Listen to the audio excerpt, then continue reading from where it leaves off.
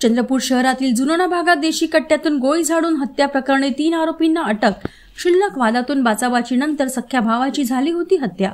30 जुलै रोजी चंद्रपूर शहरातील जुनोणा भागात बुधासिंग टाक वय वर्ष 45 याची राहत्या घरी हत्या करण्यात आली होती। सख्ख्या भाऊ सोनू सिंग याने देशी कट्ट्यातून जवळून गोळ्या झाडत बुधासिंगची हत्या केली होती। या घटनेनंतर शहरात खळबळ उडाली होती।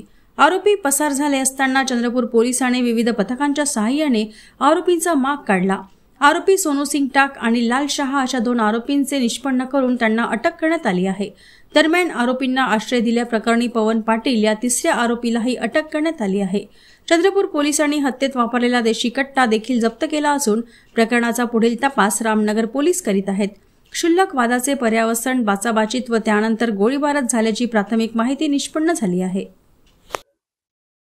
पोलीस स्टेशन रामनगर हद्दीमध्ये दिनांक 30 जुलै 2025 रोजी सायंकाळी 17:20 बुधासिंग जीतसिंग टाक यांना अग्निशस्त्रातून गोळी मारून ठार मारल्यासंबंधाने पोलीस स्टेशन येथे गुन्हा दाखल झाला होता।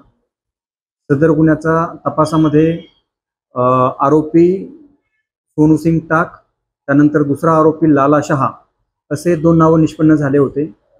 तपासामध्ये 2ही आरोपींना पोलीस स्टेशनची टीम असेल, स्थानिक गुन्हे शाखेची टीम असेल यांनी मेहनत घेऊन 2ही आरोपींना अरेस्ट केलेला आहे। आणि त्यानंतर आरोपीकडून जे गुन्ह्यामध्ये अग्निशस्त्र वापरलेलं आहे ते सुद्धा तपासी अधिकारी पोलीस निरीक्षक शेख यांनी जप्त केलेलं आहे। आणि तपासामध्ये असे निष्पन्न झालेलं आहे की एका आरोपीला पळून जाण्यासाठी दुसऱ्या एका आरोपीने मदत केलेली आहे।